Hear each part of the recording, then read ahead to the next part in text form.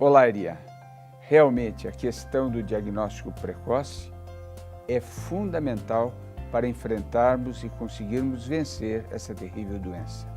A boa notícia é que alguns cientistas, com apoio tecnológico, conseguiram desenvolver um exame que permite a detecção mais cedo de alguns tumores. Um protótipo do teste foi apresentado pela primeira vez ao público no evento de conferências TED Global, no Rio de Janeiro, pelo engenheiro eletricista mexicano Jorge Soto, com a colaboração de um grupo de colegas da Singularity University, uma instituição privada no Vale do Silício, na Califórnia, e da bióloga grega Faye Christodoulou. Segundo Jorge Soto, os métodos de tratamento de câncer evoluíram e estão no século XXI. No entanto, os métodos utilizados para diagnóstico emperraram e estão ainda no século passado. Isso não pode continuar. O teste que apresentou evolui no sentido de, em apenas 90 minutos, termos um diagnóstico rápido, eficaz, que permite a detecção de 4 tipos de tumores: na mama, no pulmão, no pâncreas e no fígado. Trata-se de método inovador que utiliza as moléculas de RNA envolvidas na regulação dos genes e na regulação de proteínas no organismo. Segundo os cientistas envolvidos no estudo, os microRNAs podem ser considerados biomarcadores do futuro, que poderão revelar a existência de diversas doenças no organismo e, no caso de câncer, podem até nos dizer onde o tumor está, independentemente do seu tipo. Os exames necessários para diagnóstico de câncer, hoje utilizados, são demorados e muito caros, exigindo equipamentos que podem custar para os laboratórios até $1 milhão.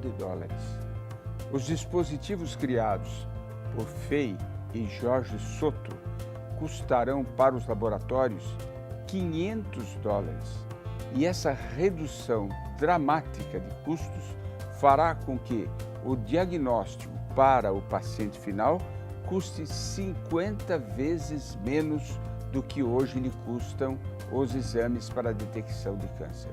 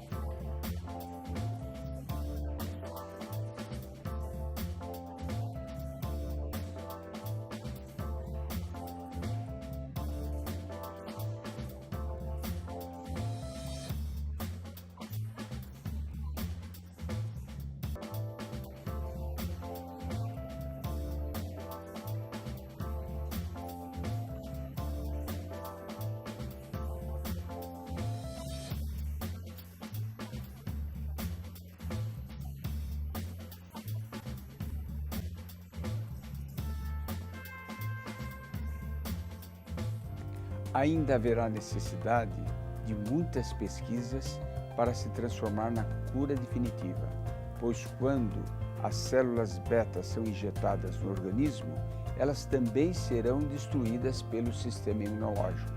De qualquer forma, é um grande passo no caminho correto de chegarmos à cura do diabetes. O Brasil é o 4º país do mundo em número de portadores de diabetes, atrás da China, Índia e Estados Unidos, de acordo com a International Diabetes Federation. Os números levam em conta pessoas com idade entre 20 e 79 anos. No ano passado, o Brasil tinha 13 milhões de portadores de diabetes, número que poderá quadruplicar até 2035, de acordo com projeções da Sociedade Brasileira de Diabetes. Para cada caso diagnosticado, estima-se que haja um sem diagnóstico e desse total 1 milhão sejam de crianças. Se esta tecnologia se comprovar eficiente, tanto na área clínica quanto farmacêutica, será uma descoberta revolucionária, tão revolucionária quanto foi a descoberta dos antibióticos no combate às infecções bacterianas. Você sabia que o maior depósito de lixo do mundo está no meio do Oceano Pacífico? Isso acontece porque ao norte do oceano existe o redemoinho subtropical do Pacífico Norte. Esse redemoinho deu origem a duas grandes massas de lixo. Uma delas flutua entre o Havaí e a Califórnia e é maior que o estado americano do Texas. A outra fica entre o Havaí e o Japão. A maior parte do lixo é composta por resíduos plásticos.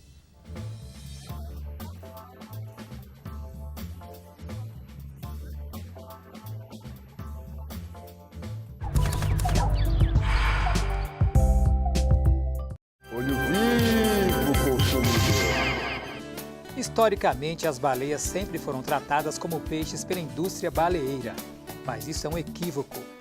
A maioria das espécies de peixes se reproduz através da liberação de enormes quantidades de ovos na água. Grande parte deles é fecundada e chega à fase adulta. Já as baleias são mamíferos como nós. Cada fêmea consegue dar à luz a um filhote a cada 1 ou 2 anos, o que torna a reprodução muito mais lenta. Portanto, não consuma carne de baleia. Esse é um prato amargo para a vida dos oceanos.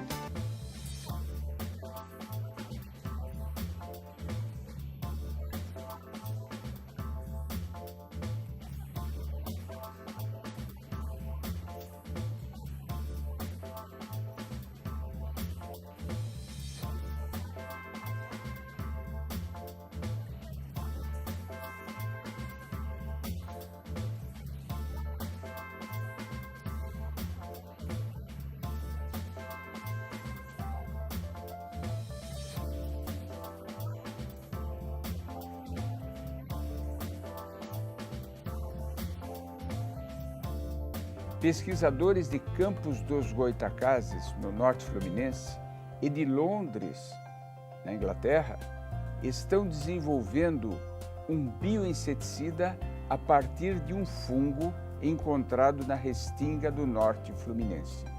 Dos 1.300 fungos encontrados, 800 já foram catalogados e 36 plantas estão sendo estudadas pelos pesquisadores.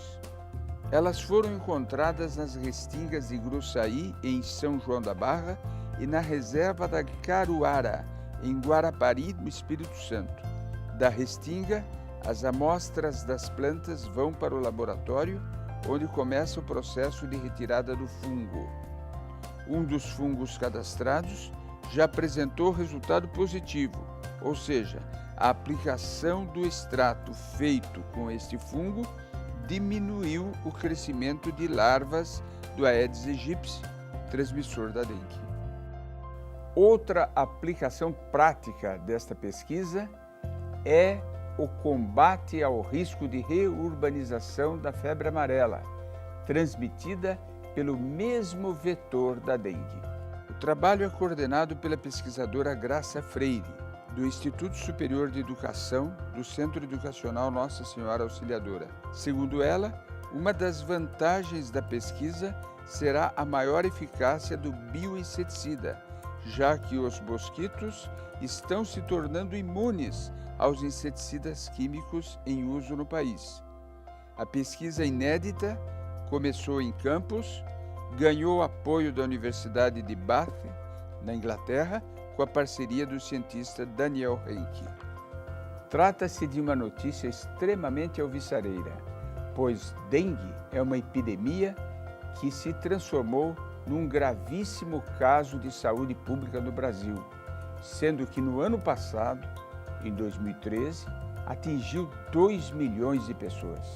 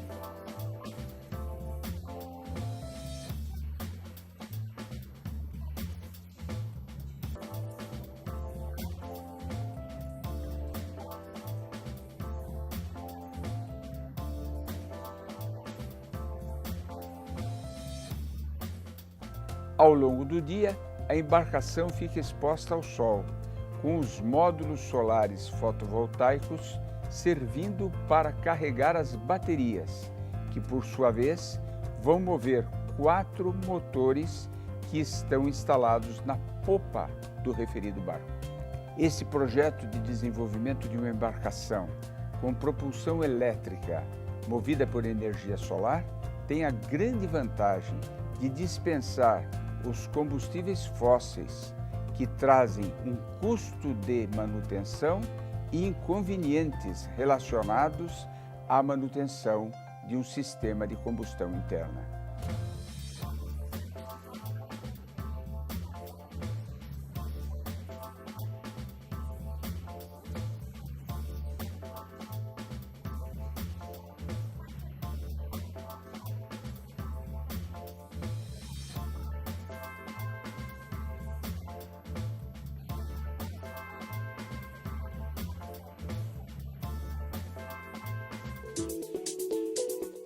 O Viver Sustentável pergunta: qual é o maior oceano do planeta Terra? Letra A, Atlântico, B, Pacífico, C, Glacial Antártico ou D, Índico? A resposta você confere no próximo bloco.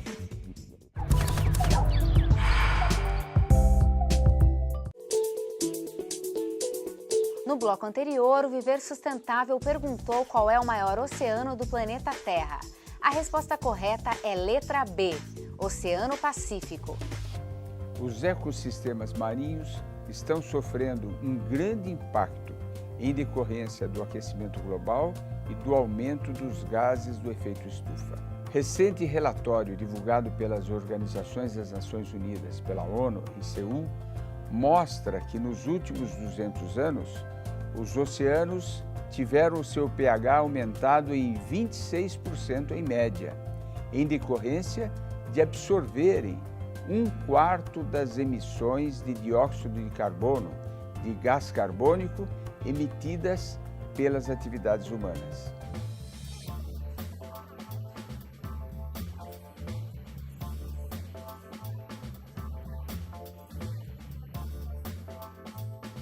Cientistas têm destacado que o aumento das emissões de gases do efeito estufa nos últimos 100 anos tem causado uma elevação da acidez dos oceanos, com um impacto tremendo sobre os ecossistemas e os organismos marinhos, bem como nos bens e serviços por ele desenvolvidos. Segundo os cientistas, a acidez dos oceanos varia naturalmente ao longo das estações, do local e da região, e também em função da profundidade da água. Os ecossistemas das costas sofrem uma maior variabilidade dos que estão em alto mar. Os corais, moluscos e equinodermos, como estrelas do mar, ouriços e pepinos do mar, estão particularmente afetados por esta mudança, que reduz seu ritmo de crescimento e sua taxa de sobrevivência. No entanto, algumas algas e microalgas podem até se beneficiar, do mesmo modo que alguns tipos de fitoplânctons. O relatório destaca o impacto socioeconômico negativo já visível em algumas regiões do mundo.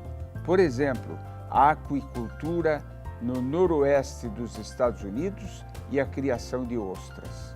Os riscos para as barreiras de corais nas zonas tropicais também embutem uma grande preocupação, haja vista o grande número de pessoas, milhões de pessoas que dependem destes habitats.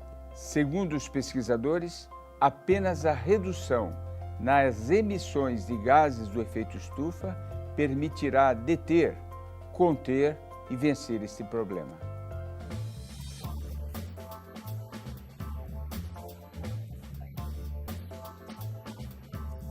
Nós estamos hoje aqui no Instituto Oceanográfico da Universidade de São Paulo, da USP, e temos o privilégio de poder ter a participação do vice-diretor do Instituto Oceanográfico, professor Rolf Weber. Um prazer contar com a sua presença. Gostaríamos inicialmente de saber se o aquecimento global, aumentando a temperatura das águas do mar, faz com que elas se dilatem e, com isso, acarreta uma elevação do nível do mar, colocando em risco regiões costeiras. O que está ocorrendo é que está havendo um pequeno aumento de temperatura médio do mar. Então, há uma pequena dilatação, apesar que ela é restrita, porque o coeficiente de dilatação da água é relativamente pequeno. Com esse pequeno aumento de temperatura, está ocorrendo já o derretimento das calotas, seja do Ártico ou da Antártica. E com isso há uma elevação do nível do mar. As zonas mais ameaçadas são as pequenas ilhas oceânicas, especialmente no Pacífico. Tem algumas que estão 2, 3 metros acima do nível do mar e elas vão desaparecer. E algumas cidades litorâneas que são exemplo clássico, né? Veneza vai ser provavelmente também submergida pelas águas em breve. Quais as cidades brasileiras, nas costas brasileiras, que estão mais vulneráveis a uma elevação do nível do mar? As partes mais baixas da zona costeira, como os manguezais e as cidades litorâneas, obviamente vão ser afetadas pela elevação do nível do mar. Talvez o atol das Rocas, que está nessa faixa, 2, 3 metros acima do nível do mar, vá ser totalmente submerso se realmente ocorrer uma elevação súbita do nível do mar. O mar é um dos grandes sorvedouros. Ele sequestra CO2, que é miscível, ele se mistura na água do mar.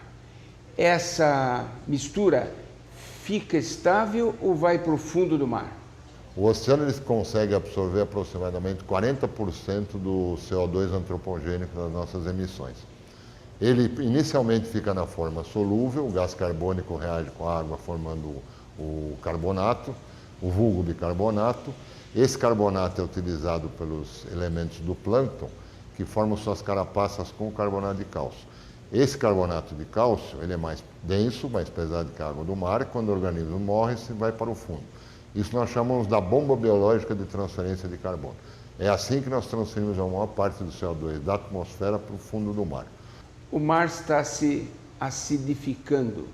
Isso diminui a sua capacidade de absorver CO2 ou não tem nenhum impacto? Exatamente. Nós temos observado, há dados de mais de 20, 30 anos, que está havendo uma ligeira diminuição do pH, ou seja, um aumento da acidez média dos oceanos.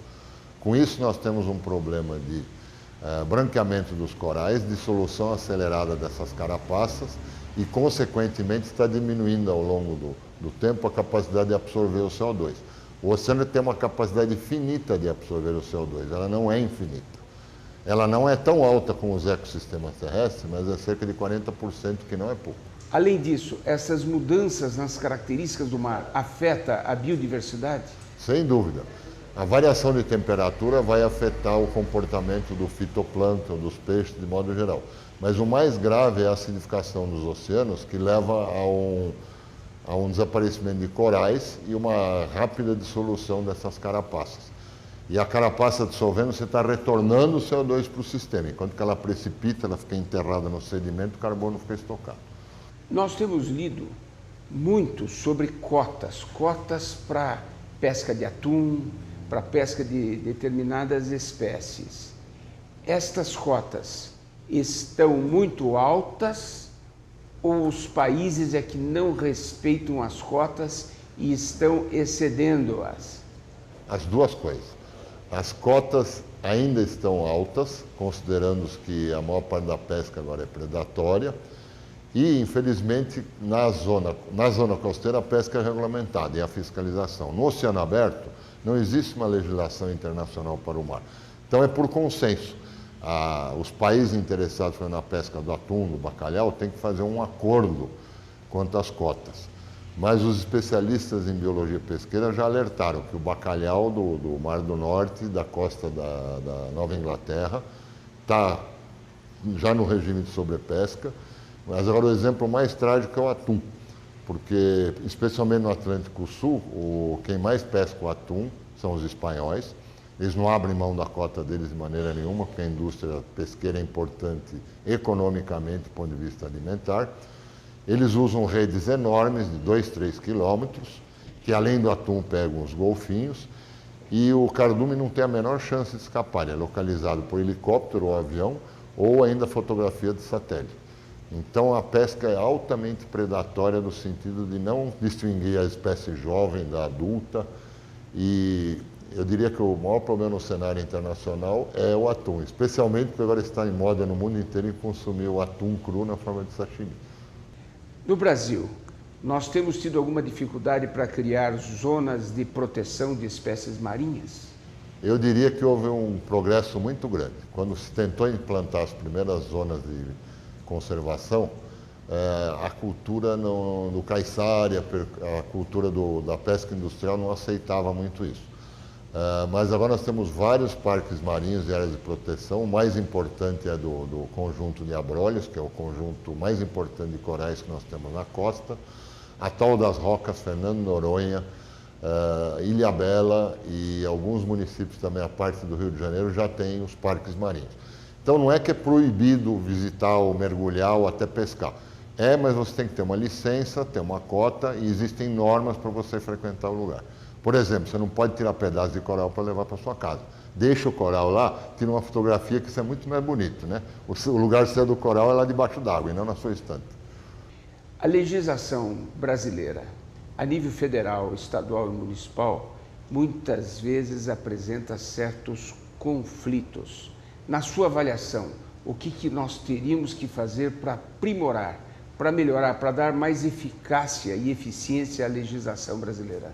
A legislação ambiental brasileira é uma das mais duras que existe. No tocante, por exemplo, a derrames de óleo e água de produção, ela tem uma regulamentação menor do que na Noruega. O problema acontece nos vários níveis de ação. Então, a responsabilidade última é do Ministério do Meio Ambiente e do IBAMA. Na execução por parte dos municípios, a responsabilidade é estadual e municipal. Mas o que falta é um diálogo entre esses diversos setores. Então, muitas vezes, não há fiscalização adequada por parte do IBAMA e as prefeituras do litoral muitas vezes não têm o recurso suficiente pela arrecadação para executar, por exemplo, obra de saneamento básico e outras medidas de proteção ambiental. Então, eu acho que falta um diálogo entre todos os atores, os tomadores de decisão e o usuário do local. Então, o usuário precisa ter consciência que não pode jogar lixo na praia, que não pode jogar esgoto não tratado, porque se não houver essa consciência, a lei não adianta. O que precisa é uma mudança de atitude da parte de todos os usuários do ecossistema marinho. O cientista, professor Carlos Nobre, vive sempre em todas as suas palestras dizendo que uma parte das nossas preocupações devia se destinar à adaptação, não só para mitigação, mas já se adaptar, porque não vai dar tempo de fazer toda essa revolução energética que é criar uma civilização nova do baixo carbono. Há uma fase de transição e os afetados serão aqueles que moram nas áreas costeiras, nas áreas que são semiáridas e ficarão áridas. Em suma, aqueles que vivem nas regiões mais vulneráveis. Na sua avaliação, teríamos que já começar a fazer isso? Concordo plenamente com o Carlos Nobre. Como disse o painel do IPCC e a Comissão Oceanográfica Governamental, a mudança de modelo energético vai ser longa, dolorosa e politicamente difícil. Você não vai resolver o problema nem botando emissão zero agora, porque esse gás carbônico já está na atmosfera e já está provocando efeito. Então, o mais prudente realmente é nós já tentarmos nos adaptar e mitigar os efeitos. Não há saída. Nós temos que diminuir as emissões, mudar a nossa forma de viver, de consumir, de produzir, para criar uma nova civilização, uma civilização do baixo carbono. Obrigado por tudo. Sua participação enriquece o nosso programa. Muito obrigado, deputado Mendes. Foi um prazer participar.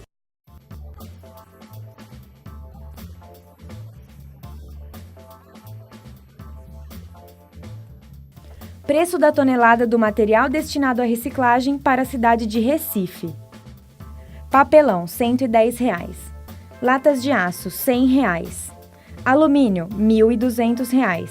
Plástico rígido, R$ 1.000. E PET, R$ 600.